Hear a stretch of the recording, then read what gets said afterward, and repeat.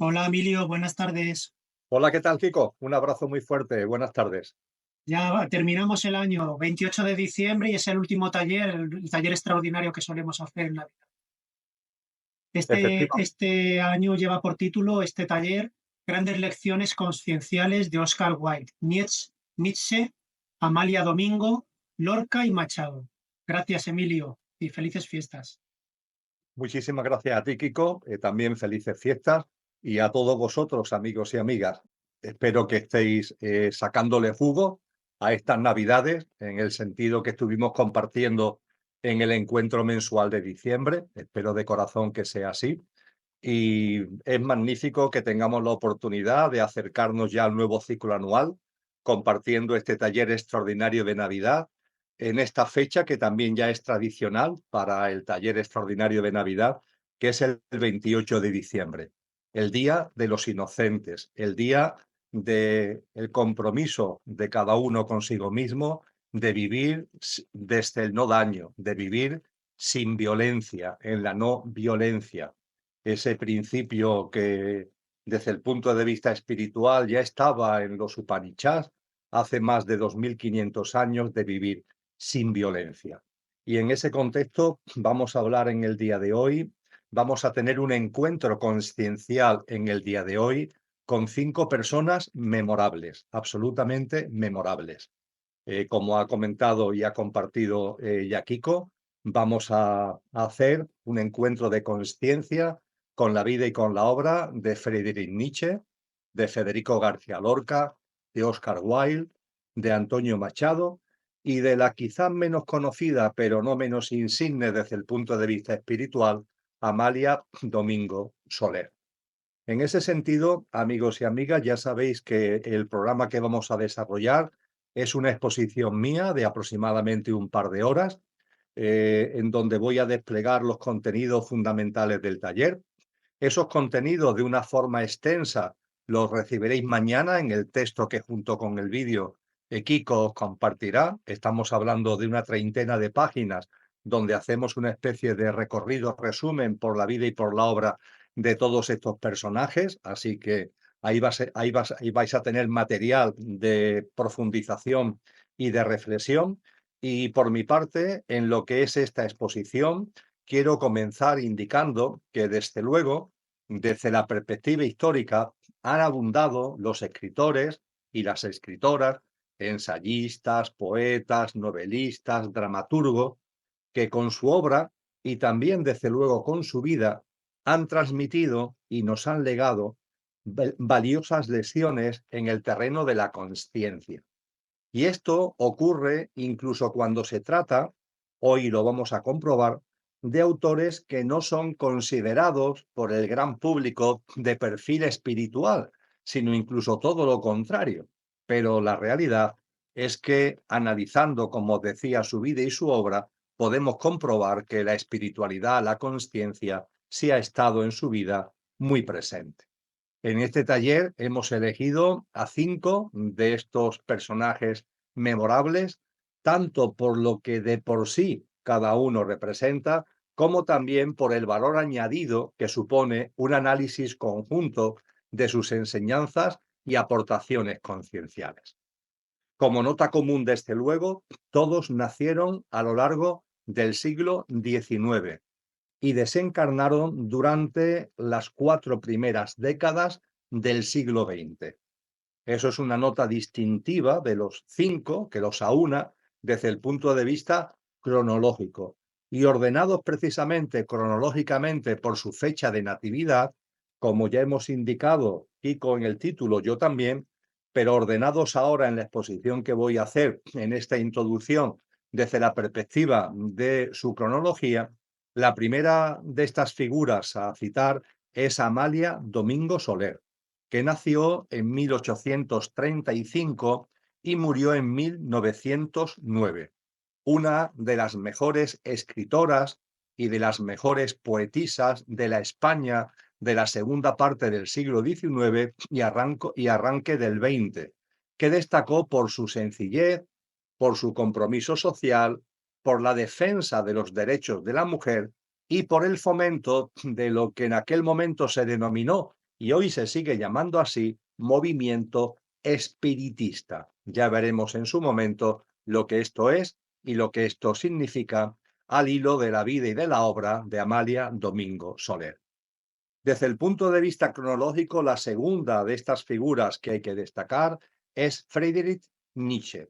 Nació en 1844 y falleció en el año 1900, en plena transición entre el siglo XIX y el siglo XX. Hay que considerarlo filósofo, poeta, músico y un gran filólogo, creador de una obra tan vasta como intensa, en la que ofrece una gran cosmovisión y un estilo que sin ningún tipo de duda ha ejercido una profunda influencia en el pensamiento mundial contemporáneo, tanto a lo largo de todo el siglo XX como también del presente siglo XXI. Cronológicamente, por fecha de nacimiento, aparece en tercer lugar Oscar Wilde.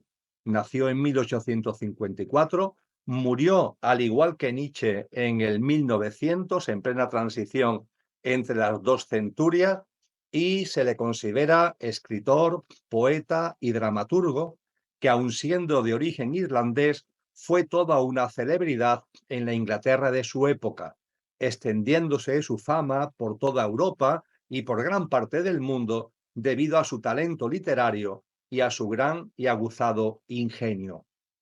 En cuarto lugar, cronológicamente aparece Antonio Machado. Nació en 1875, murió en 1939 y fue un pensador y poeta de mi tierra, paisano, al igual que Amalia Domingo Soler, sevillano, que descolló por su preclara contemplación de la existencia, su puesta en valor de la sabiduría popular y un compromiso con lo humano lleno de sentido trascendente, como vamos a tener ocasión de constatar. Y por fin, cronológicamente, Federico García Lorca, nacido en 1898, fallecido, asesinado en 1936. Poeta, se le considera el de mayor influencia y popularidad de la literatura española del siglo XX y dramaturgo. Y como dramaturgo se le considera una de las cimas del teatro hispano de la pasada centuria, que desde su Granada natal alcanzó merecido reconocimiento internacional. Estamos hablando, por tanto, amigos y amigas, de 5 seres humanos geniales que experimentaron una existencia no muy prolongada. La edad media de sus fallecimientos, como habéis podido comprobar por la fecha que os he dado, es de poco más de 55 años. No tuvieron precisamente una vida muy extensa desde el punto de vista de lo que les caracterizó por término medio a ellos 5, pero no siendo una vida muy prolongada, sin embargo, fue una vida enormemente fructífera. Genialidad y creatividad que sacaron lo mejor de cada uno de ellos y también, hay que constatarlo, lo peor de la sociedad en la que vivieron.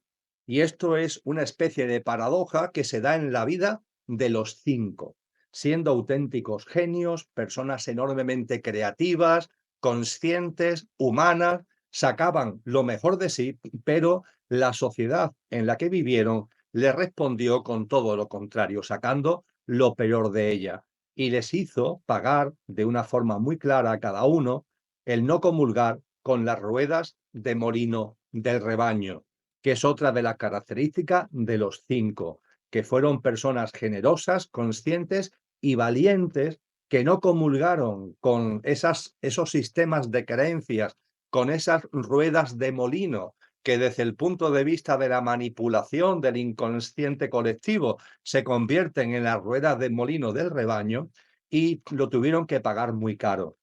El caso de Lorca fue tremendo, lo pagó con el asesinato. En el caso de Machado, con el destierro. En el caso de Wilde, con la cárcel.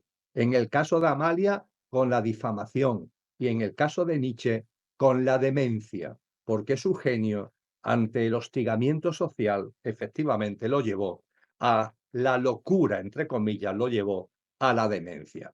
Será precisamente por este último, por Friedrich Nietzsche, por el gran filósofo germano, por el que vamos a comenzar el desarrollo de esta exposición.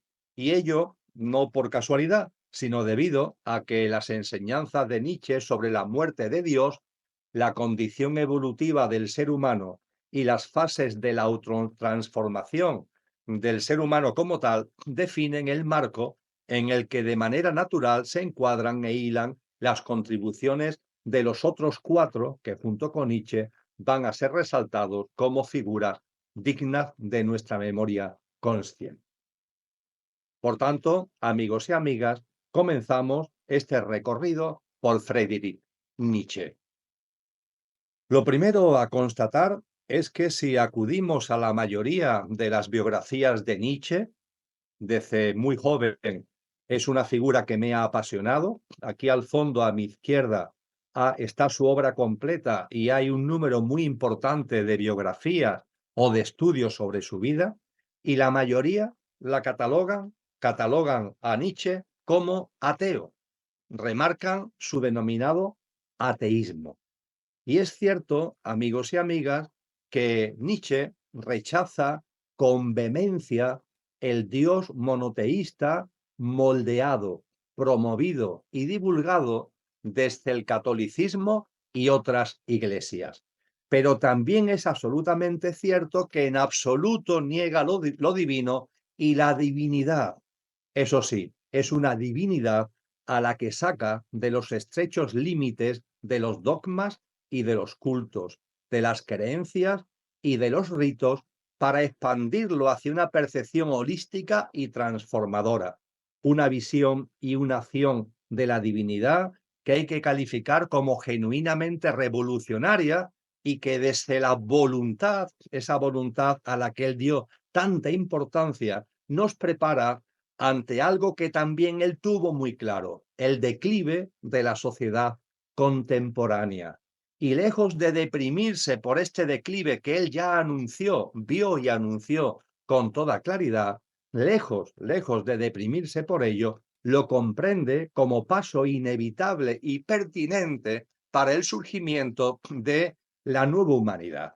Una nueva humanidad, un nuevo ser humano que él, traducido al castellano, le da el título de superhombre. Un superhombre que cuenta tanto con una dimensión individual, la metamorfosis de cada uno, como colectiva, la transfiguración de la humanidad en su totalidad. Cuando la lectura y el examen de la obra nietzscheana se vacían de estereotipos, de prejuicios y se llenan, como a nosotros, a vosotros y a mí nos interesa, de sensibilidad, resulta obvio que la espiritualidad late y brilla en la obra del gran filósofo germano. Aunque no lo hace, como acabo de compartir, desde la religiosidad hueca, dogmática o ritualista, sino desde una percepción de lo divino y de lo divinidad que rompe con los moldes impuestos por una sociedad que, como él dice, ha matado a Dios. Y es así como nos acerca y nos convoca a un nuevo entendimiento de la divinidad que trasciende lo subjetivo y lo particular, supera el nihilismo, arrolla a la raza de esclavos que se extienden por el mundo y convierten a esa divinidad en afirmación de libertad, en voluntad de poder, en configuración de un nuevo estadio evolutivo y en razón de ser y soporte de una nueva humanidad. Porque esto es lo que nos encontramos en la obra de Nietzsche. Debido a su vehemencia, un cierto desprecio hacia lo que él considera los últimos hombres, como veremos ahora, a lo que él considera la raza de esclavos, últimos hombres, porque él entiende que estamos llamados a transformarnos en superhombres. Y desde ese desprecio vehemente que a veces hace que su forma de dirigirse en sus obras y al público sea incluso insultante, esto tiene como telón de fondo, insisto, una divinidad que hay que poner ya con mayúscula, que es afirmación de libertad, que es voluntad de poder, que es configuración de un nuevo estadio evolutivo y es razón de ser y soporte de una nueva humanidad. La del superhombre, como hemos dicho, en sus dos dimensiones, la individual y la colectiva, como ahora vamos a tener ocasión de comprobar. Y como telón de fondo de todo ello, y también ahí es importante destacarlo, una especie de atracción y repulsión hacia la figura de Jesús de Nazaret. Esa especie de atracción, pero repulsión, atracción por su trasfondo, pero repulsión por la manipulación de su figura, por lo que la manipulación de su figura ha supuesto, ese binomio atracción-repulsión, lo encontramos fundamentalmente en tres grandes obras de Nietzsche, cuya lectura es absolutamente aconsejable, sobre todo la primera que voy a citar. Así habló Zaratustra. Es quizás la obra sublime de Friedrich Nietzsche y que él mismo configura a modo de quinto evangelio, como un evangelio que añadir a los 4 evangelios canónicos. Y junto a Así habló Zaratustra hay que hacer referencia a otra obra, Ecce Homo, donde Nietzsche da su propio autorretrato en este apelativo tan significado, y también, por fin, El Anticristo, su última obra, que es ya, por tanto, una obra de carácter póstumo, porque se publica una vez incluso que Nietzsche ya ha fallecido, como dijimos, en el año 1900, y este título del Anticristo es la que el propio título ya dice todo acerca, insisto, de esta atención desde un binomio atracción-repulsión que la obra de Friedrich Nietzsche tiene con relación a Cristo Jesús. Es, por tanto, amigos y amigas, un bagaje colosal en cuanto a contenidos nítidamente espirituales de los que a lo que aquí nos corresponde, a los efectos de este taller, vamos a entresacar fundamentalmente, aparte de lo ya expuesto, tres grandes aportaciones nietzschanas. La mencionada muerte de Dios que acarrea la sociedad contemporánea, la condición evolutiva del ser humano y las tres grandes fases de autotransformación en que esa evolución del ser humano del hombre al superhombre se fundamenta. Vamos a comenzar con la muerte de Dios. Lo encontramos en varias obras, este llamamiento o esta advertencia de Friedrich Nietzsche acerca de que esta sociedad está matando a Dios. Pero en particular es muy significativo lo que a este respecto el filósofo germano nos dice en una obra que escribió en 1882, que es La Gaia Ciencia. Concretamente, en sus secciones 108, titulada Nuevas Luchas, en la sección 125, que tiene como denominación El Loco, y en la sección 343, que se llama Lo que pasa con nuestra alegre serenidad. En El Loco, en la sección 125, es posiblemente donde más claramente define Nietzsche esta muerte de Dios. Y como está muy bien reflejada en la obra, me voy a permitir, lo tenéis en el texto que recibiréis mañana, me voy a permitir leerlo literalmente. Dice Nietzsche a través del loco en La Gaia Ciencia. ¿No oísteis de aquel loco que en pleno día corría por la plaza pública con una linterna encendida, gritando sin cesar, busco a Dios, busco a Dios? Como estaban presentes muchos que no creían en Dios, sus gritos provocaron risa. ¿Se te ha extraviado?, decía uno. ¿Se ha perdido como un niño?, preguntaba otro. ¿Se ha escondido? ¿Tiene miedo de nosotros? ¿Se ha embarcado? ¿Ha emigrado? Y a estas preguntas acompañaban risas en el coro. El loco se encaró con ellos y clavándoles la mirada, exclamó: ¿Dónde está Dios? Os lo voy a decir. Le hemos matado, vosotros y yo. Todos nosotros somos sus asesinos. Dios ha muerto, permanece muerto, y nosotros le dimos muerte. Al llegar a este punto, cayó el loco y volvió a mirar a sus oyentes. También ellos callaron, mirándolo con asombro. Luego tiró al suelo la linterna, de modo que se apagó y se hizo pedazos. Viene demasiado pronto, dijo el loco entonces: viene demasiado pronto. Mi tiempo no ha llegado. Este acontecimiento inmenso está todavía en camino. Viene andando, mas aún no ha llegado a los oídos de los hombres. Es preciosa, es maravillosa la forma en la que Nietzsche sintetiza este matar a Dios que hemos matado entre todos nosotros. Y obviamente, amigos y amigas, como hemos insistido en muchos encuentros mensuales, la muerte de Dios a la que hace mención Friedrich Nietzsche no tiene nada que ver con la muerte de un Dios antropomórfico. No es que se mate a un Dios en un sentido físico o literal. No es que matemos a un Dios, que estrangulemos a un Dios de barbas blancas que está más allá de Júpiter. La percepción de la divinidad de Nietzsche, como antes decíamos, es mucho más profunda. No, no, no. De lo que se trata con esto de la muerte de Dios es la muerte de la idea de Dios. Esto es el destierro y la expulsión de toda visión y de toda noción de trascendencia de la vida personal y de la vida social, que es precisamente lo que Nietzsche ya veía en su sociedad, lo que anunció para el futuro venidero y lo que estamos comprobando en el momento actual.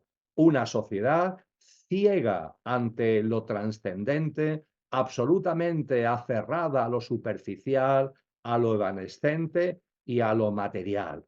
Y se halla además esta muerte de Dios que Friedrich Nietzsche anuncia, es muy importante que lo tengamos en cuenta en estos momentos, se haya unido de forma directa a otro anuncio que hace Nietzsche. Nietzsche no solamente habla, no solamente nos advierte, no solamente nos anuncia la muerte de Dios en el sentido de la expulsión de lo trascendente de la vida personal y social, sino que nos dice que ello inevitablemente irá acompañado de una gigantesca oleada distópica, originada y removida por una corriente profunda y potentísima, escribe él, de materialismo galopante que tiene su razón precisamente en haber matado a Dios.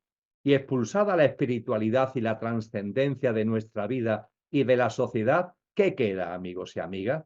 Queda esa enfermedad de la que nos habló Rudolf Steiner en cómo puedo encontrar a Cristo, esa enfermedad que consiste en la negación de lo divino, en la incapacidad de percibir la divinidad, que como Steiner nos advierte, es un real y auténtico defecto físico, una enfermedad del ser humano que ha matado a Dios, una enfermedad, dice Steiner con sentido del humor, que no curan los médicos, sucede que ellos mismos frecuentemente la padecen y hace de nosotros también que seamos suicidas, suicidas porque matamos a una parte de nosotros, nos encadenamos a una parte del ser humano que es su parte perecedera, olvidando nuestra dimensión imperecedera. El ser humano es una perfecta conjunción de esencia y de apariencia, de ser y de estar, de lo imperecedero y de lo perecedero. Pero esta sociedad que ha matado a Dios destierra, expulsa, niega la parte esencial, la parte imperecedera, la parte del ser humano, con lo cual se está suicidando, se está convirtiendo en infrahumano y convierte a estos seres humanos en los últimos hombres. Aunque Nietzsche está convencido, por eso utiliza precisamente este apelativo, está convencido que estos últimos hombres van a dar paso cíclicamente al surgimiento de ese superhombre, al surgimiento de una nueva humanidad. En ese sentido, en Así habló Zaratustra, la gran obra de Nietzsche que ya hemos citado, en su prólogo, el pensador alemán afirma este convencimiento, afirma que el ser humano es algo que debe ser superado y comparte, leo literalmente, que el ser humano es una cuerda tendida, fijaros qué forma más gráfica de expresarlo, dice, es una cuerda tendida entre el animal y el superhombre, una cuerda sobre un abismo, un peligroso pasar al otro lado, un peligroso caminar, un peligroso mirar atrás, un peligroso estremecerse y no pararse. la grandeza del ser humano está en ser un puente y no una meta. Lo que en el hombre se puede amar es que es un tránsito y es un ocaso.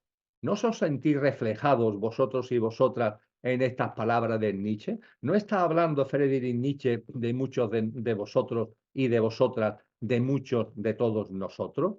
Y a partir de ahí Nietzsche nos dice que en el camino desde el hombre hacia el superhombre, el ser humano pasa por tres grandes fases de autotransformación. Lo encontramos precisamente también en el primer discurso de Así habló Zaratustra. El primer estadio evolutivo del ser humano es el camello. ¿El camello qué es? El debo de, tengo que. Vivir la vida subordinado, sometido, desempoderado. Debo de, tengo que, siempre pendiente de lo que los otros digan, siendo ahí respondiendo a las influencias de los otros. Debo de, tengo que. Nos dice Nietzsche que estamos llamados a superar este arquetipo del camello y transformarnos en león. El león es el yo quiero, el yo quiero. El león es el ser humano que se lanza al mundo, que no se conforma con la subordinación, con estar ahí sometido, obligado, ninguneado, pendiente de lo que digan los demás, mendigando el visto bueno y el ok de los demás. No, el león dice basta y se lanza. Se lanza a conquistar el mundo, se lanza en todos los sentidos, en el sentido de éxito, de fama, de la plasmación en placeres, de la plasmación en lo económico, pero lo importante es que rompe con ese sometimiento, con ese debo, con ese tengo que del camello y de esa forma se convierte en león.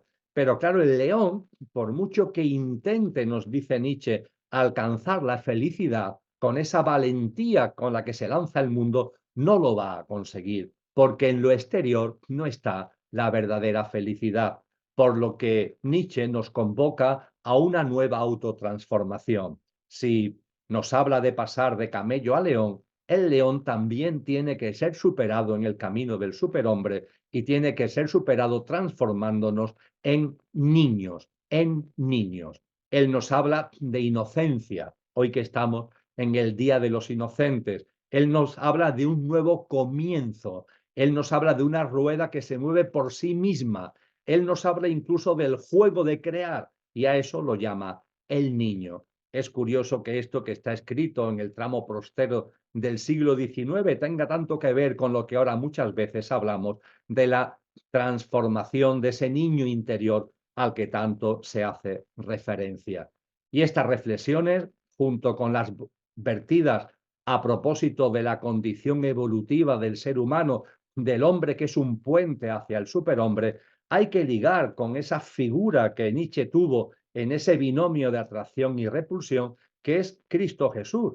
Y en esta ocasión con la expresión que está en boca en los evangelios de Cristo Jesús, que es el Hijo del Hombre, porque ese Hijo del Hombre del que nos habla Jesús de Nazaret es muy semejante al que siglos después hace suyo Friedrich Nietzsche, porque el Hijo del Hombre tiene que ver con la dimensión de la transformación individual, el nacer de nuevo y con la dimensión de la transformación colectiva, el final de esta generación humana como paso a una nueva humanidad. Y desde el punto de esta transformación y fundamentalmente en lo que es la transformación individual, basada en ese nacer de nuevo, ahí es un asunto evidentemente crucial, ahí aparece con mucha fuerza por sus aportaciones, por la finura de sus aportaciones, Federico García Lorca, el segundo de los grandes personajes que traemos a colación en este taller extraordinario de Navidad.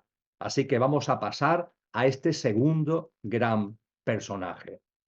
Con relación a Lorca, quiero comenzar haciendo referencia a un actor español contemporáneo bastante conocido, llamado Carmelo Gómez. Es un actor español reconocido y premiado que nació en León en 1962 y hace ya tiempo Carmelo Gómez mostró un gran interés por Federico García Lorca.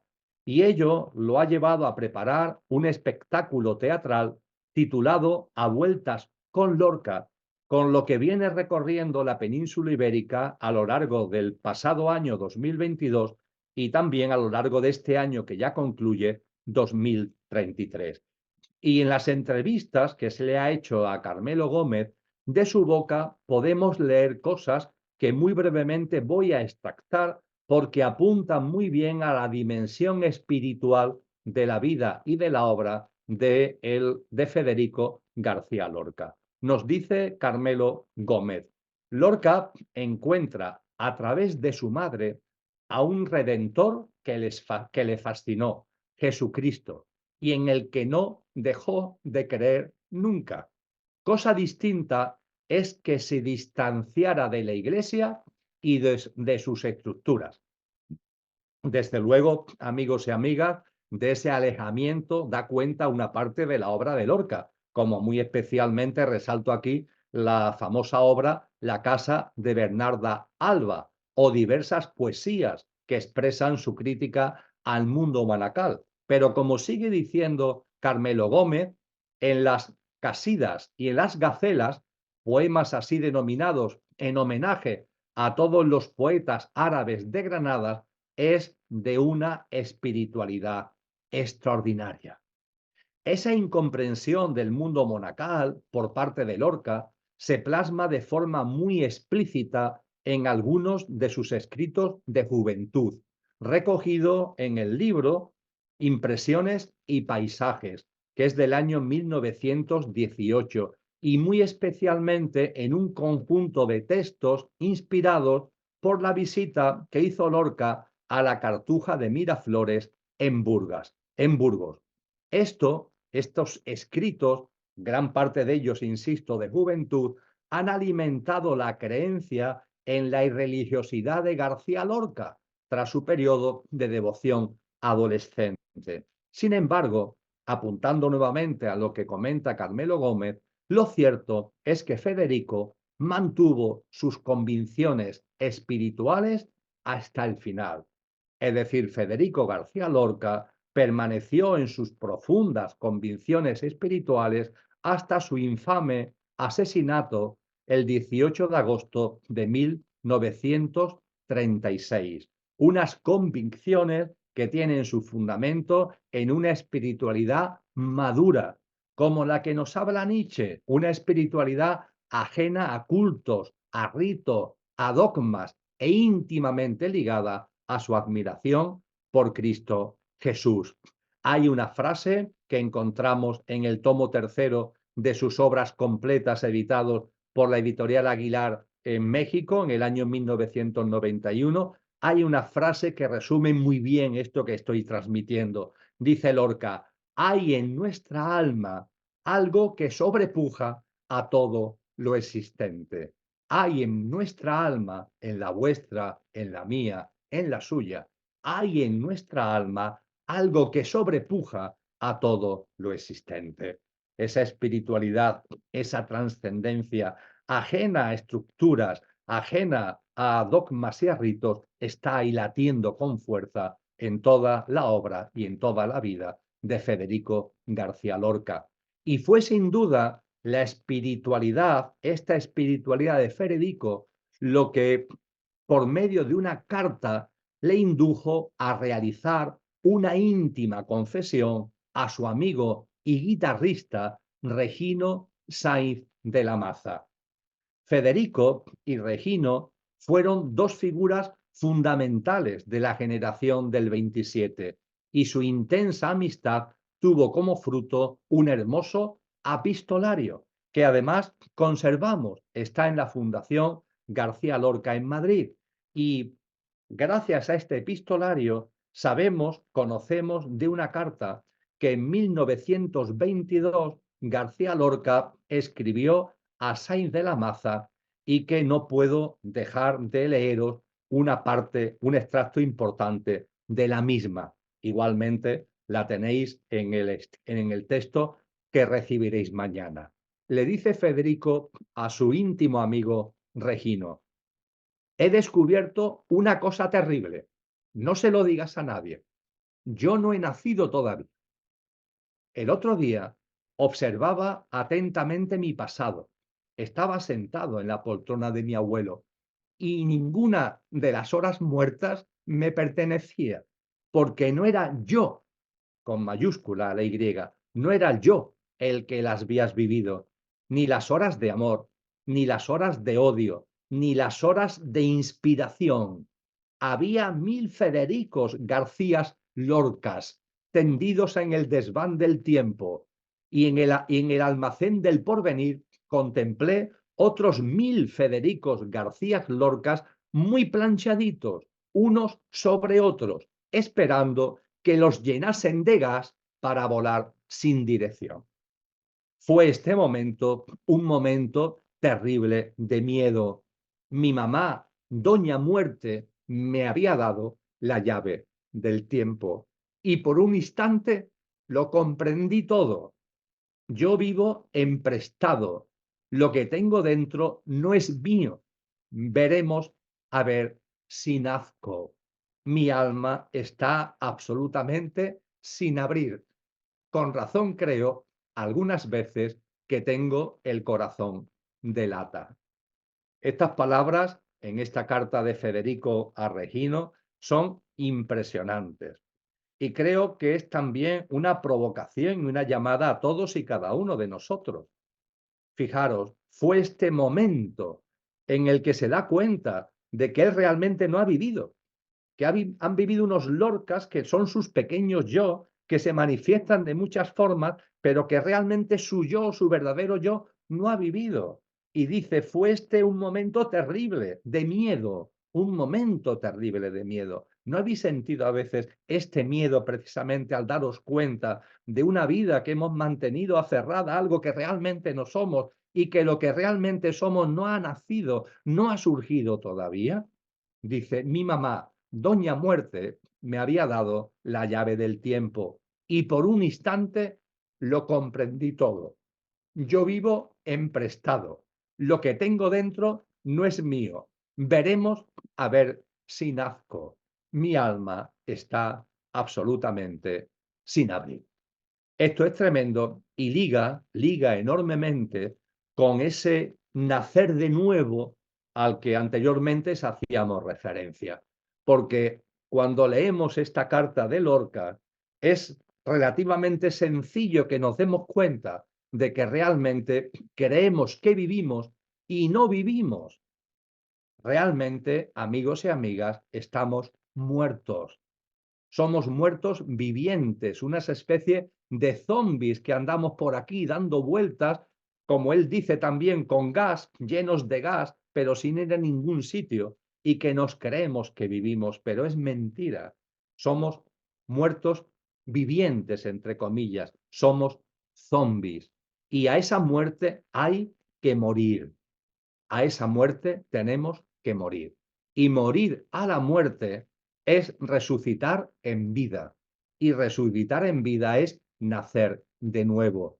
Es transformarse dejando atrás el camello y dejando atrás el león, transformarse en ese niño del que nos habla Nietzsche. Se trata de traer a nosotros el nacer de nuevo del que con tanta claridad nos habla Cristo Jesús en el Evangelio de Juan, que relata este profundo relato que no puedo morderme la lengua, lo voy a leer completo porque no es muy largo y es enormemente ilustrativo, este profundo diálogo entre Cristo Jesús y Nicodemo. Nos dice el Evangelio de Juan, repito, capítulo 3, versículos 1 a 10. Había entre los fariseos eran los sacerdotes de aquella época, había entre los fariseos un hombre llamado Nicodemo, que era principal entre los judíos. Fue a ver a Jesús de noche y le dijo, Maestro, sabemos que tú has venido de parte de Dios, porque ningún hombre puede hacer los milagros que tú haces si Dios no está con él. Jesús le contestó, de verdad te aseguro que si uno no nace de nuevo, no puede ver el reino de Dios. Ante esto Nicodemo le dice, ¿cómo puede alguien nacer de nuevo cuando es viejo? Él ya era mayor. No puede meterse en la matriz de su madre y nacer por segunda vez, ¿verdad? Ante esto, Jesús le contestó: de verdad, Nicodemo, te aseguro que si uno no nace del agua y del espíritu, no puede entrar en el reino de Dios. Lo que ha nacido de la carne es carne, y lo que ha nacido del espíritu es espíritu. No te asombres de que te haya dicho: ustedes tienen que nacer de nuevo. El viento sopla donde quiere, y aunque lo puedes oír, no sabes ni de dónde viene ni a dónde va. Así sucede con todo lo que ha nacido del espíritu. Entonces Nicodemo le volvió a preguntar: ¿cómo pueden suceder estas cosas? Y Jesús le respondió: ¿tú eres maestro de Israel y no sabes de estas cosas? Amigos y amigas, hay que nacer de nuevo. Federico García Lorca lo siente íntimamente, percibe claramente que ha vivido emprestado porque anda como un muerto viviente por la vida. Lo que tiene dentro no pertenece a ese pequeño yo, es algo mucho más trascendente y que él se da cuenta que no está apareciendo en su vida. Por eso nos dice también que mi alma está absolutamente sin abrir. Es una especie de autorreconocimiento, que es precisamente también la puerta, el no caer en autoengaños, la puerta de la autotransformación que García Lorca vive sin duda en los años que todavía, aunque fallece muy joven debido a su asesinato en el inicio de la Guerra Civil Española, puede desplegar en esos pocos años. Amigos y amigas, hay que nacer de nuevo. El superhombre de Nietzsche y el romper esta dinámica de un alma que está sin abrir nos implica, nos convoca precisamente a nacer de nuevo. Y nacer de nuevo es una práctica de vida. Nacer de nuevo no son intenciones, nacer de nuevo no son pensamientos, nacer de nuevo no son emociones, nacer de nuevo no son metas que nos podamos poner intelectuales, nacer de nuevo es una práctica de vida. Se trata de traer a nuestra vida nuestro verdadero ser, lo que realmente somos, que nuestro estar perecedero esté plenamente impregnado de nuestro verdadero ser imperecedero y plasmarlo en nuestra vida y en nuestras obras, porque como Jesús nos dice en el Evangelio de Mateo 7:16, por sus frutos los conoceréis, por sus frutos los conoceréis. Y la nueva práctica de vida ha de ser de tal calado, ha de ser de tanto contenido e implicaciones que suponga renacer del agua y del espíritu. Y este renacer del agua y del espíritu tiene como implicaciones directas el dejar una vida, morir a una vida en la que nos hemos identificado con lo que no somos. En el mensaje de Nietzsche, en el mensaje de Lorca, también de los personajes que vamos a ver a continuación, esto aparece meridianamente claro. Hay que dar un paso hacia adelante. Tenemos que dejar de identificarnos con nuestra personalidad. Yo no soy Emilio y vosotros no sois, cada uno de vosotros y de vosotras, no sois vuestra personalidad. Hay que ir más allá. Ya lo decía el gran místico sufí Al-Jalal: Dios es yo y yo soy Dios cuando ceso de ser yo. Tienes que cesar de identificarte con tu pequeño yo, con tu yo físico, emocional y mental y la personalidad a ello asociada. Y no solamente eso, hay que desidentificarse de nuestro pequeño yo y hay que desidentificarnos de este mundo, de este mundo. Y quizás lo primero, una manera de vivir que vaya más allá del pequeño yo, lo habéis recapacitado más de una vez, pero llamo vuestra atención sobre esto segundo. No solo hay que ir más allá, no solo hay que desidentificarse del pequeño yo y de la personalidad que va asociada a él, no solamente hay que desidentificarte del Emilio de turno, sino que tenemos también que romper amarras con este mundo. Este mundo, amigos y amigas, no es nuestro, no es nuestro. Ciertamente nosotros, a través de muchas encarnaciones, tu alma y la mía, hemos contribuido a que este mundo sea lo que es. Pero claro, el alma evoluciona y ahora tú y yo sabemos que lo que late en nuestro corazón y lo que brilla en nuestra alma es otra cosa, es una nueva humanidad, es otro mundo. Y nos damos cuenta o nos deberíamos dar cuenta que este mundo no es el nuestro, este mundo caduco, este mundo cuyo final está anunciado y que cuando se habla de mundo no estamos hablando de la tierra, por favor, ni de la madre tierra, ni de la naturaleza, ni de la vida, ni de la existencia, no. Este mundo es este sistema. Esto en el cristianismo, en los primeros pasajes del cristianismo, en los textos primigenios, está clarísimo. Este mundo es este sistema socioeconómico, este entramado político e institucional que está sometido precisamente al sistema socioeconómico, etcétera, etcétera. Este mundo no es el nuestro. Nacer de nuevo significa morir a la identificación con tu pequeño yo y significa morir a la identificación con este mundo. Hay que ir más allá, hay que ir más allá. Y en ese más allá, la práctica de vida es fundamental, una práctica de vida coherente, para que, volviendo a la carta que Lorca dirigió a Saiz de la Maza, podamos nacer de nuevo abriendo el alma. Y esta carta de García Lorca trae igualmente consigo, como se puede comprender tras todo lo que acabo de compartir, esa radiante fragancia que aparece en la obra de San Agustín de Hipona y que extraigo de su libro Confesiones, libro 10, apartado 27, que nos llaman al reencuentro con nuestro ser más íntimo y verdadero. Porque el nacer de nuevo tiene que ver, evidentemente, con ese llamamiento que le hace Cristo Jesús a Nicodemo. Es la piedra angular.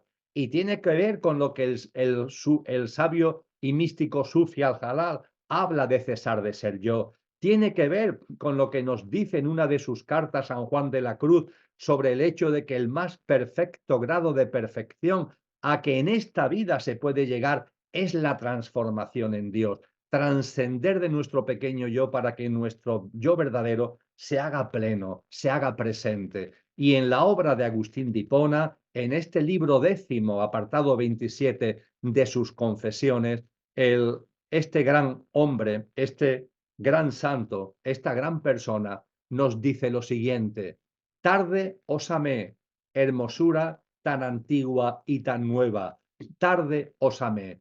Y he aquí que vos estabais dentro de mí, y yo de mí mismo estaba fuera, y por de fuera yo os buscaba. Estabais conmigo, y yo no estaba con vos. Manteníanme alejados de vos aquellas cosas que si en vos no fuesen, no serían. Porque ciertamente, amigos y amigas, la divinidad late en nuestro interior. Agustín de Hipona tardó en darse cuenta, de ahí que comience diciendo: tarde os amé, hermosura tan antigua y tan nueva, tarde os amé. Pero la convicción a la que él llega, aunque sea tarde, es la convicción a la que estamos llamados para ser superhombres. Es la convicción a la que estamos llamados para que nuestra alma se abra, en expresión de Federico García Lorca, de una vez, para que nazcamos de nuevo en la expresión de Cristo Jesús y podamos decir con contundencia y con vivencia y experiencia directa: y he aquí que vos estabais dentro de mí y yo de mí mismo estaba fuera, y por de fuera yo os buscaba. Estabais conmigo y yo no estaba con vos. Manteníanme alejados de vos aquellas cosas que si en vos no fuesen, no serían.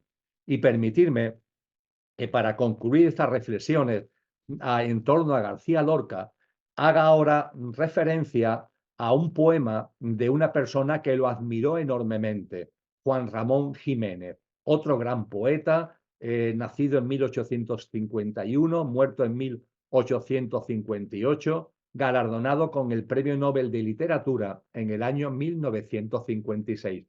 Nació en una provincia de la Andalucía Occidental, Huelva, en el municipio de Moguer.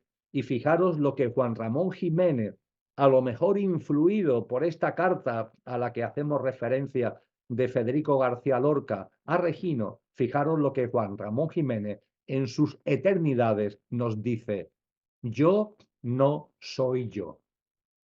Yo no soy yo. Soy este que va a mi lado, sin yo verlo, que a veces voy a ver y que a veces olvido. El que calla, sereno cuando hablo. El que perdona, dulce cuando odio. El que pasea por donde no estoy. El que quedará en pie cuando yo muera. Qué forma más bella de hacer referencia a eso que realmente somos. Qué forma más bella de hacer referencia a ese verdadero ser que está en Lorca y que Lorca reclama que aparezca en escena. Yo no soy yo, yo no soy yo. Soy este que va a mi lado sin yo verlo. Soy este que a veces voy a ver y que a veces olvido. Soy este que calla sereno cuando hablo. Soy este que perdona dulce cuando odio. Soy el que pasea por donde no estoy, el que quedará en pie cuando yo muera.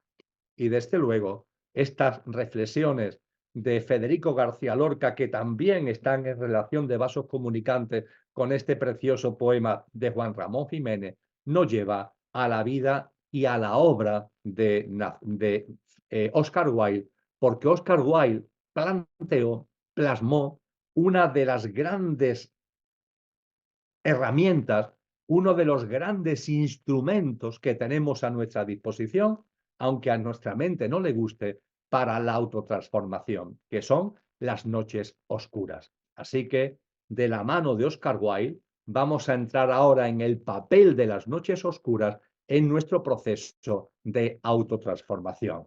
Repito que eso a nuestra mente no le gusta, pero vamos a ahondar en este papel de las noches oscuras, que es una columna vertebral fundamental en el camino hacia el superhombre que nos plantea Nietzsche y para que el alma que somos de una vez aparezca, que nos plantea Federico García Lorca. Vamos a Oscar Wilde. Oscar Wilde, a mediados de 1895, se hallaba, amigos y amigas, en la cumbre del éxito y de la fama. Como comentamos en la introducción, había nacido en Irlanda, fue a Inglaterra y allí adquirió un enorme renombre. Su obra literaria, su obra como poética, teatral, estaba en 1895 en la cima. Muy especialmente la obra de teatro, la importancia de llamarse Ernesto, le había encumbrado. Era una persona exitosa, famosa, muy admirada, con capacidad y poderío económico. En fin, Oscar Wilde estaba en la cumbre de lo que desde el punto de vista del león, ese león del que nos habla Nietzsche, que se lanza fuera a conquistar el mundo, había conquistado el mundo. Oscar Wilde en 1895 era el león que había tenido éxito como león y había conquistado el mundo. Ahora bien, Oscar Wilde en su vida tenía, en su carácter, en sus vivencias, en sus experiencias, Oscar Wilde tenía la condición de homosexual. No era heterosexual, era homosexual, lo cual obviamente no tiene ninguna importancia ni ninguna trascendencia. Uno puede ser homosexual o heterosexual y no hay, desde el punto de vista espiritual, esto es algo inocuo. Sin embargo, en la época en la que él vive, en esa Inglaterra todavía victoriana en la que él vive, la homosexualidad estaba no solamente mal vista, sino que estaba castigada con pena de cárcel. Y hay un episodio en su vida que hace que a Oscar Wilde se le acuse de ser homosexual. Concretamente, amigos y amigas, soy breve al compartirlo. Él está en una especie de reunión donde hay muchas personas y en esa reunión, en una esquina de la gran sala en donde estaba, hay alguien que dice que Oscar Wilde es homosexual. Y claro, en esa época, ya os digo, esto no se podía consentir. Es verdad que Oscar Wilde, que estaba al otro lado de la sala, podía haber guardado silencio, pero él no guarda silencio, sino que se va hacia el grupo donde se ha dicho que él es homosexual y se encara. ¿quién ha dicho que yo soy homosexual? Y hay una persona que dice, lo he dicho yo, y lo he dicho porque usted es homosexual. ¿Eso quién lo dice? Lo dice un lord, con toda la importancia que en esa época tenían, lo siguen teniendo, pero en esa época mucho más, ser lord en Inglaterra. Y Oscar Wilde dice que lo va a demandar por infamia, por calumnia. Y efectivamente hay un juicio de Oscar Wilde contra el lord. Y en el contexto de ese juicio, el lord, para demostrar que Oscar Wilde es homosexual y que él no lo ha calumniado, él llama a su hijo. El lord llama como testigo a su hijo. Y se da la circunstancia de que su hijo es Alfred Douglas. Y Alfred Douglas es el amante de Oscar Wilde. Oscar Wilde, de hecho, estaba profundamente enamorado de Alfred Douglas. Y Douglas, ante la presión de su padre, da testimonio en el juicio de que él es el amante de Oscar Wilde, con lo cual su padre tiene razón y Oscar Wilde es homosexual. Ante esto, el juicio da la vuelta y lo que era una demanda contra el Lord se convierte en una acusación por homosexualidad contra Oscar Wilde. Esto finalmente hace que a Alfred Douglas, a su amante, no se le meta en la cárcel porque ha confesado, entre comillas, pero a Oscar Wilde sí se le mete en la cárcel y es condenado a una pena de 3 años y medio de trabajos forzados. A partir de ahí, la caída del león, la caída del éxito, de la fama, de la riqueza, del poderío, de la admiración, es absoluto. Oscar Wilde cae a los infiernos. Él se había casado, Oscar Wilde, para aparentar, se había casado y tenía un hijo. A partir de este juicio, todo lo que es su fortuna pasa a su mujer, hay un divorcio, él se queda sin nada, absolutamente en la miseria, pero no solamente es que se quede en la miseria, es que pasa a ser visto socialmente como un paria, como un absoluto paria.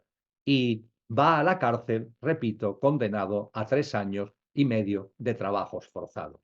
Pues bien, cuando lleva más de 2 años en la cárcel, Oscar Wilde escribe una carta, que es la que traemos aquí a colación especialmente por el papel de las noches oscuras en el nacer de nuevo y en nuestro camino de transformación en superhombres y para que nuestra alma se abra de una vez.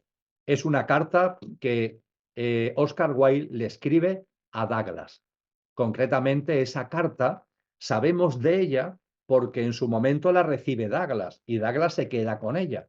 Como ahora comentaremos y ya comentamos en el inicio, Oscar Wilde, estamos ahora mismo en 1897 cuando escribe esta carta, Oscar Wilde va a morir poco después, muere en el año 1900, ahora lo volveremos a comentar. Y 5 años después de su muerte, Douglas esta carta se la da al que había sido el editor de Oscar Wilde en la época de fama de Oscar Wilde, y el editor la edita en 1905 y la edita con el título de Profundis, en alusión al inicio del Salmo 130 del Antiguo Testamento, que comienza diciendo: te llamo desde las profundidades, oh Dios, escucha mi voz. Te llamo desde las profundidades. Y ese de Profundis es el título que el editor le da cuando publica esta carta, que gracias a eso conocemos, de Oscar Wilde. ¿Y qué es lo que le dice Oscar Wilde en esta carta a Douglas? Pues fundamentalmente, amigos y amigas, en esta carta lo que nos encontramos es una llamada de perdón y de agradecimiento. Aunque pueda parecer increíble, cuando lleva 2 años y medio en la cárcel después de haber caído a los infiernos, Oscar Wilde le escribe a Douglas una carta muy extensa. En la edición en español tiene unas 110 páginas aproximadamente, en las que podemos adquirir ahora mismo sin ningún problema. Y en esa carta de 110 páginas, lo que encontramos fundamentalmente por parte de Wilde hacia Douglas es perdón y agradecimiento. Forgiveness. Why? Because he forgives him from the heart. That's it. Not because Douglas has changed. Hello, I am Kiko, the administrator of Kiko's Corner in Spain. And I want to propose that you receive our monthly online workshops by Emilio Carrillo in Spanish. as usual, and translated into English on demand, with Spanish subtitles. For those who are native English speakers, or for those who simply want to learn a more fluent English through these videos, the cost is only $1, $7 for Spanish, and $8 if you want to receive it in both Spanish and English. Thank you. Best regards. Or stop changing. Douglas is as he will be as he was, but Wilde does not forgive him for him to change, or because he changed for him to change. No, Oscar Wilde simply forgives him. In that sense, it is very similar to the forgiveness that Christ Jesus offers us when he is nailed to the wood, about to expire. Father, forgive them because they do not know what they are doing. And then they stab him in the side when he is already dying. It is not that the other changes. It is not about forgiving him because he changes. No, I forgive you from the heart, and that's it. You do whatever you want. Live your life as you please. Change or don't change. But there is something very deep within me that leads me to forgive you. It is a deep forgiveness. And along with the forgiveness, there is gratitude. Gratitude, friends. Pay attention. There are beautiful paragraphs in the text, many of which I have tried to gather, or part of which I have attempted to include in the text you will receive tomorrow, where he clearly thanks Douglas for what he has done. And why does he thank him? Well, notice the simile that Oscar Wilde uses. It is beautiful. I came to tell Douglas, look, Douglas, now thanks to you, thanks to your betrayal, which I forgive you for, I have understood life. I have savored life. And the understanding and savoring of life, the discernment, the deep comprehension that they have provided me, has transformed me. And now I can say what I could not say before in wealth, in fame, in admiration. I did not have a full life. There were many Oscar Wildes, as I said, many Federico Garcia Lorcas who were there moving around, doing their thing, but it was not me. Now it is me. Now it is me. My soul has indeed been born, remembering the expression of Federico Garcia Lorca. And Oscar Wilde expresses this with the following simile. He says, life is a garden. She is entirely a garden. However, the sun makes it so that along its path, the garden has two sides. A bright side, a side that remains in the shadow. A bright side, a side that remains in the shadow. And the garden bears fruit on both sides. In the sunny and in the shady, it bears fruit on both. I, until you betrayed me, had only tasted the fruits of the sunny side of the garden, but I had not tasted the fruits of the shady side of the garden. Now, thanks to you, I have tasted it. And tasting the fruits of the dark side of the garden, along with what I had already tasted from the fruits of the bright side, has transformed me. It has transformed me. I have perceived that the suffering, in quotes, in the fall I have experienced, has been a moment of initiation. Specifically, Oscar Wilde tells us, the moment you realize is the moment of initiation. More than that, it is the means by which one alters 2009, their past, by which one alters their past. When you realize it, everything you have lived, everything you have been able to experience is welcomed, is embraced with gratitude. Hence the gratitude he also feels towards his ex-lover who has betrayed him. I am grateful to you.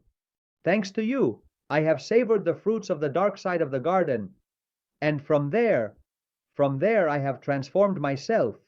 And at the end of the letter, we find a kind of apostrophe that Oscar Wilde makes to his former lover. Oscar Wilde tells him not to be afraid of the past. If they tell you it is irrevocable, do not believe it. The past, the present, and the future are nothing but a moment in the sight of God, and in His sight we must strive to live. What I have before me is my past. I must learn to look at it with different eyes, to make God look at it with different eyes.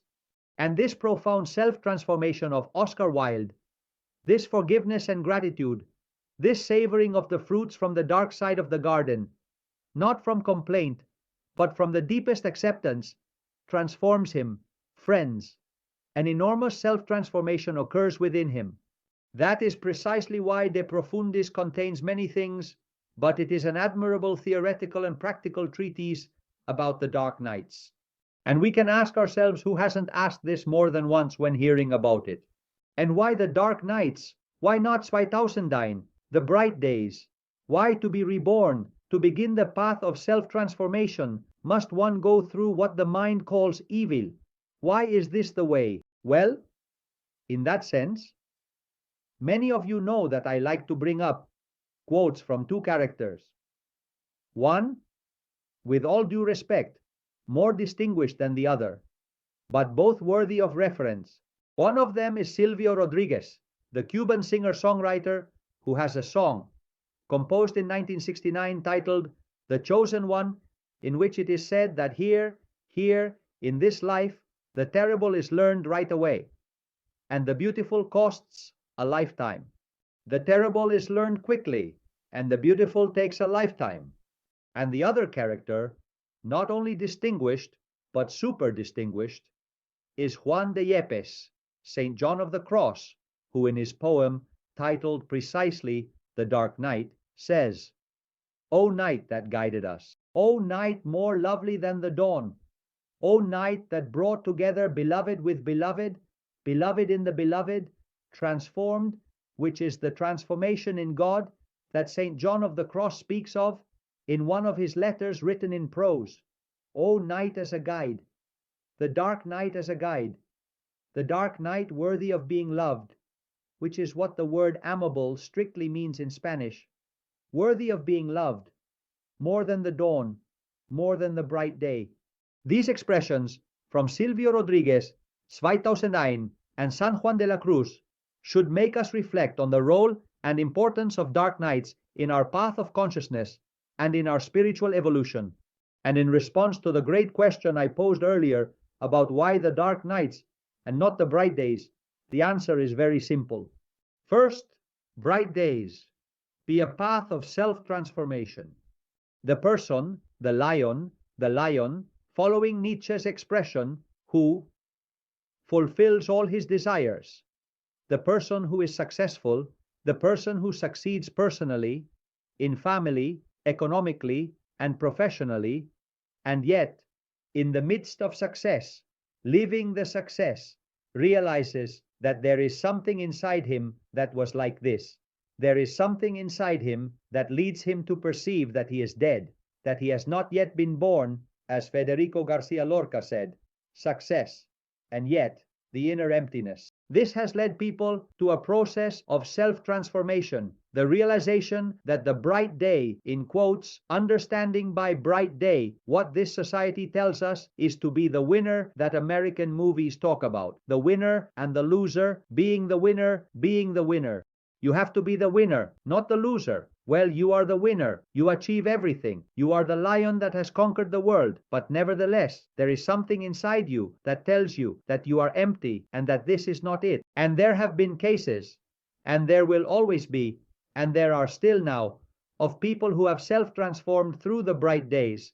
But much more frequently, self-transformation occurs through the dark nights.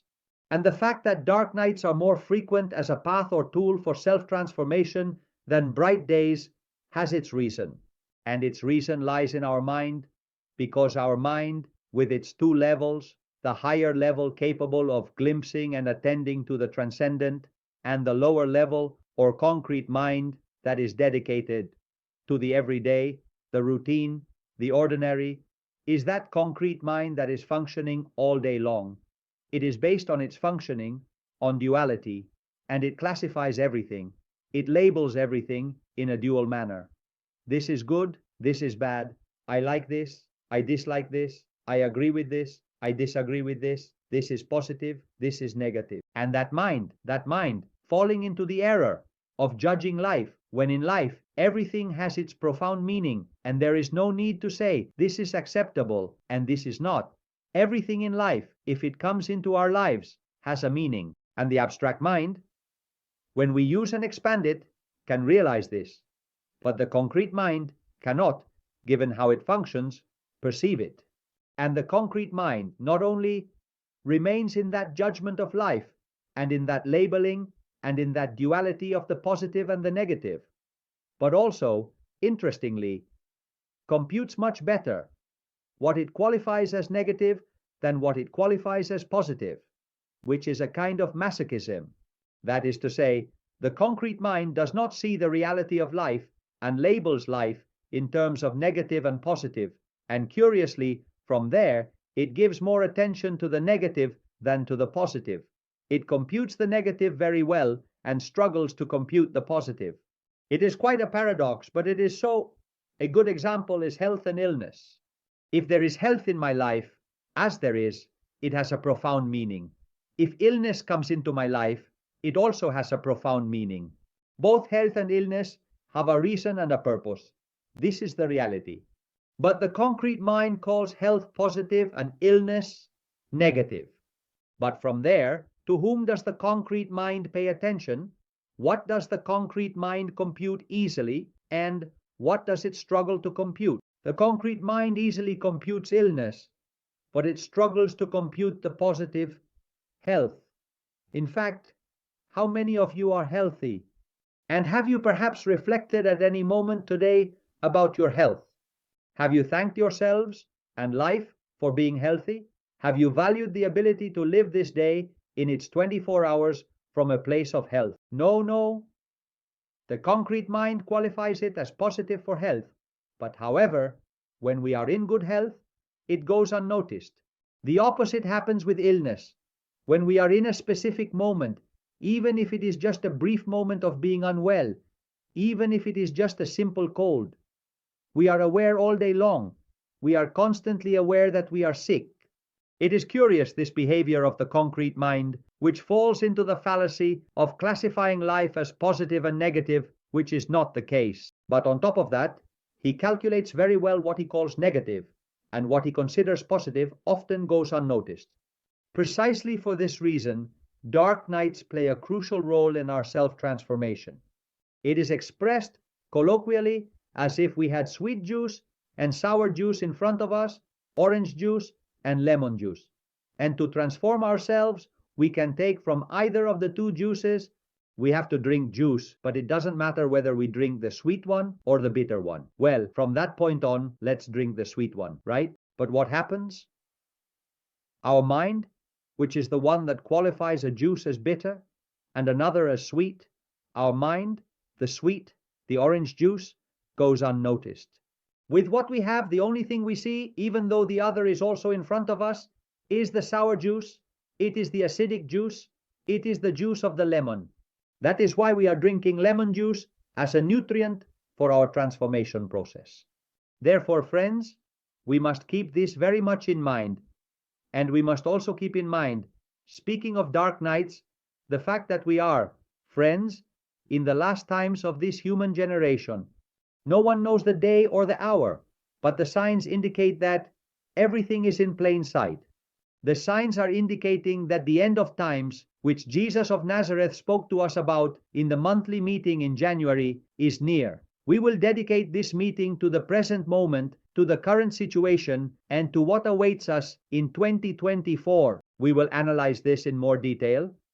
But the truth is that even though we do not know how much time is left in this human cycle, there are signs that indicate it does not have much time left. And therefore your soul and mind do not have many incarnations left. Will this be the last one? I don't know. Will there be one more for us? Could there be another one in addition to one more? Hardly. One or two more incarnations? 3. I would dare to say that it is impossible, given the signs we already have before us. Therefore, our souls do not have many more incarnations left, friends, and we must make the most of this in terms of evolution, in self-awareness, to obtain oil for the lamp, as Christ Jesus said, in order to access, participate in, and enter the new human cycle, the new humanity in a restored earth. We no longer have many opportunities ahead on our evolutionary path that goes back a long way, and from there, many souls have already said, that's enough. Brave souls who choose the dark nights precisely to make the most of life. Choose the dark night, so that this life, once again, is not a life of distraction, entertainment, habitat, or comfort, and the soul chooses, in its free will, by its own decision, 2001 situations of dark nights. Among the miracles of Christ Jesus, there is one that stands out, and it is the miracle we shared in the monthly meeting of November. It is the miracle where he goes with his disciples and they encounter a man who was blind from birth. And the disciples say to him, "Master, this person is blind because of his fault. Do you see that he is blind from birth? So what fault could there be?" The disciples are talking about karma, discussing something he did in a previous life that has caused him to be born blind in this life. And Jesus says to him, "No, it is not because of karma. No, it is not because of his fault. It is so that the divine may be manifested in him, so that the consciousness to follow the path of divinity may be manifested in him." That is to say, he does it for dharma. He does it as a life purpose. The blindness was born with that dark night as a revulsive, as a tool to extract from this life the essence that his soul is demanding. Welcome to the brave souls. When we talk about dark nights, let us not contemplate them as they could have been contemplated long ago, generations and generations, centuries ago. Is a person who is going through a tough time, who doesn't know what to do, experiencing karma? Well, it is most likely not karma, but rather dharma, meaning that it is their soul that is choosing to evolve, not because it is a rebound from the past, but as a choice in this life to advance evolutionarily in consciousness. And there I like to remember that the Apocalypse tells us, "For this reason, because you are lukewarm, I will vomit you out of my mouth." They do not want lukewarmness. The path of consciousness, the spiritual path, is not the path of lukewarmness. It is a deep path, a profound path, and it is a path where brave souls have the possibility and the capacity, by choosing precisely dark nights, to break free from the context of entertainment and distraction, to shatter the molds of their comfort zone, and to contemplate things in life that help them move forward. Therefore, friends, it is not about rejecting the dark nights as the concrete mind tells us, nor is it about falling into resignation. One must resign oneself to what false religions tell us. One must resign oneself and even go further, setting aside rejection, setting aside resignation. One must even go beyond the understanding of the role of dark nights, to stop contemplating them as dark nights. They are experiences. They are part of the garden, as Oscar Wilde says. They are part of the same garden. Yes, sunny side, shady side, but they are part of the garden. Let the analogy of the weather suffice. In this duality we find ourselves in, we say, tomorrow will be good weather, tomorrow will be bad weather. Look, the weather is always what it has to be.